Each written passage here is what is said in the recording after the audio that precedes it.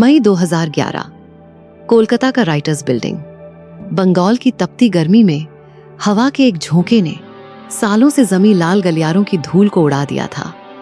मानो नियति खुद संकेत दे रही हो कि दशकों का साम्यवादी किला अब ढह चुका है। ममता बनर्जी, वो महिला जिसने कभी सड़कों पर संघर्ष करते हुए पुलिस की लाठियां अपने शरीर पर झेली थीं, अब उसी सत्ता के शिखर पर विराजमान थीं, जिसे उखाड़ फेंकने की कसम उन्होंने खाई थी। शुरुआत में ये बदलाव की लहर लगती थी, एक ऐसा परिवर्तन जिसकी गूंज बंगाल के गांवों से लेकर शहरों तक सुनाई दे रही थी। उम्मीद थी नई शुरुआत की, लेकिन सत्ता की ये नई इबारत अपने भीतर एक बहुत गहरा और बेहद डार्क रहस्य समेटे हुए थी। जैसे जैसे साल बीतते गए, बंगाल की माटी का रंग लाल से बदलकर कुछ और होने लगा। लेकिन ये रंग शांति का नहीं था, ये उस राजनीति का रंग था जिसने धर्म और पहचान को एक खतरनाक मोड़ पर लाकर खड़ा कर दिया। ममता बनर्जी के शासन के शुरुआती दिनों में ही साफ होने लगा था कि उनकी राजनीति केवल विकास तक सीमित नहीं रहने वाली, बल्कि वो एक ऐसे वोट बैंक को साधने की कोशिश में थीं जो आने वाले समय में बंगाल के जनसांख्यिकीय ढांचे को हमेशा के लिए बदल सकता था। कोलकाता की तंग गलियों में और सीमावर्ती जिलों में धीरे धीरे एक खामोश डर पसरने लगा था। कुछ लोगों को संरक्षण मिल रहा था और कुछ को अंधेरे की तरफ धकेला जा रहा था। सब कुछ बेहद सूक्ष्म तरीके से हो रहा था, लेकिन उसका असर क्रूर था। साल 2021, विधानसभा चुनाव, सुबह का समय और नंदीग्राम की सड़कें, हवा में बारूद और चुनावी नारों की मिलीजुली गंध तैर रही थी। मानो बंगाल एक बार फिर किसी बड़े रक्तपात की ओर बढ़ रहा हो। नरेंद्र मोदी और अमित शाह की अगुवाई में भाजपा का रथ जय श्री राम के उद्घोष के साथ बंगाल में उतर चुका था। सत्ता के गलियारों में हलचल थी, तनाव था, डर था। लेकिन जैसे जैसे चुनावी नतीजे करीब आए, कई परिवारों के लिए ये समय किसी काल रात्रि से कम नहीं साबित हुआ। 2 मई 2021 की शाम जब चुनावी परिणामों ने तृणमूल कांग्रेस की जीत पर मुहर लगाई, तो बंगाल के कई हिस्सों में हिंसा भड़क उठी। संदेश खाली से लेकर बीरभूम तक आरोप लगे कि राजनीतिक प्रतिद्वंद्वियों को निशाना बनाया गया। घरों में आग लगी, लोगों ने पलायन किया और भय का माहौल फैल गया। कई पीड़ित परिवारों ने आरोप लगाया कि प्रशासन ने समय रहते उनकी मदद नहीं की।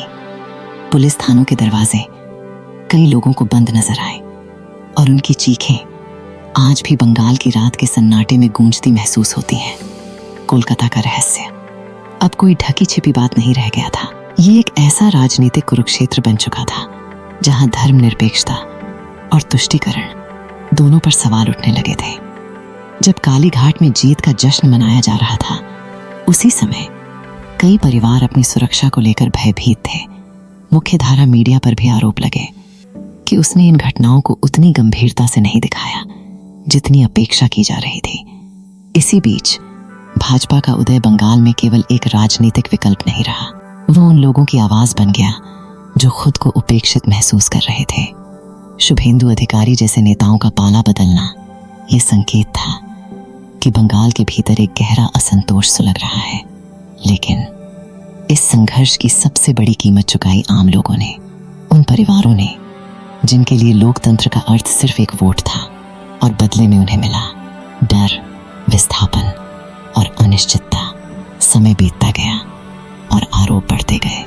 सीमा सुरक्षा, अवैध घुसपैठ, तुष्टीकरण और वोट बैंक की राजनीति, ये सारे मुद्दे बंगाल की राजनीति के केंद्र में आ गए। दुर्गा पूजा विसर्जन से जुड़े विवाद हों या धार्मिक आयोजनों पर प्रशासनिक फैसले, हर घटना ने समाज को और अधिक ध्रुवीकृत किया। आलोचकों का कहना था कि ये केवल प्रशासनिक निर्णय नहीं थे, बल्कि एक मनोवैज्ञानिक संघर्ष का हिस्सा बन चुके थे। हर चुनाव के साथ हिंसा का स्तर बढ़ता दिखाई दिया और 2024 तक आते आते कई लोग ये कहने लगे थे कि बंगाल में लोकतंत्र से ज्यादा सिंडिकेट राज का प्रभाव दिखाई दे रहा है। भाजपा का विस्तार रातों रात नहीं हुआ था, ये उन वर्षों के संचित आक्रोश का परिणाम था जो पहले वामपंथ और फिर तृणमूल शासन के दौरान जमा होता गया। जब जय श्री राम का नारा राजनीतिक विरोध का सबसे बड़ा प्रतीक बन गया, तब सत्ता के माथे पर चिंता की लकीरें साफ दिखाई देने लगी। अमित शाह की रैलियों में उमड़ती भीड़ और मतुआ समुदाय का भाजपा की ओर झुकाव ये संकेत दे रहा था कि बंगाल की राजनीति बदल रही है। लेकिन इस बदलाव की राह आसान नहीं थी। राजनीतिक कार्यकर्ताओं की हत्याओं के आरोप, संदेश खाली जैसे विवाद और महिलाओं की सुरक्षा पर उठते सवाल, इन सब ने बंगाल की छवि को गहरे संकट में डाल दिया। कभी कला, साहित्य और संस्कृति के लिए प्रसिद्ध कोलकाता अब राजनीतिक संघर्ष, बम धमाकों और आरोप प्रत्यारोप की गूंज में घिरता जा रहा था। ममता बनर्जी का अंत और भाजपा का उदय कई लोगों को अब केवल समय की बात लगने लगा था, क्योंकि इतिहास गवाह है कि दमन की राजनीति बहुत लंबे समय तक टिक नहीं पाती। बंगाल की गलियों में अब केवल खामोशी नहीं थी, बल्कि एक ऐसा सन्नाटा था जो आने वाले तूफान का संकेत दे रहा था। संदेश खाली की महिलाओं का आक्रोश, युवाओं का पलायन और बेरोजगारी की मार, ये सब मिलकर उस नारे पर सवाल खड़े कर रहे थे, माँ, माटी। क्या वो सिर्फ एक जुमला बनकर रह गया था? इतिहास बार बार ये साबित करता है कि जब सत्ता समाज को बांटने लगती है तो उसका पतन भी उतना ही भयावह होता है। बंगाल की मिट्टी, जिसे क्रांतिकारियों के खून ने सींचा था, अब फिर एक नए संघर्ष के मुहाने पर खड़ी दिखाई दे रही थी। भाजपा के समर्थकों के लिए बंगाल जीतना केवल सत्ता हासिल करना नहीं था, ये अस्मिता की लड़ाई बन चुका था। और विरोधियों के लिए ये भारतीय लोकतंत्र की विविधता और धर्मनिरपेक्षता की रक्षा का सवाल था। यानी बंगाल अब केवल एक राज्य नहीं रहा था, वो विचारधाराओं का युद्ध क्षेत्र बन चुका था। राज्यपाल भवन से लेकर दिल्ली तक बंगाल की कानून व्यवस्था पर बहस तेज हो चुकी थी। केंद्रीय सुरक्षा बलों की मौजूदगी, कड़े चुनावी इंतजाम और लगातार बढ़ती राजनीतिक हिंसा ये साफ कर रही थी कि हालात सामान्य नहीं थे।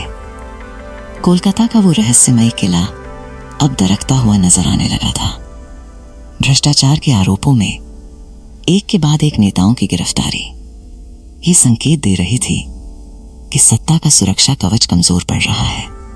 आज का बंगाल एक ऐसे मोड़ पर खड़ा है जहां एक तरफ विदाई की बेला है और दूसरी तरफ एक नए सूर्योदय की प्रतीक्षा।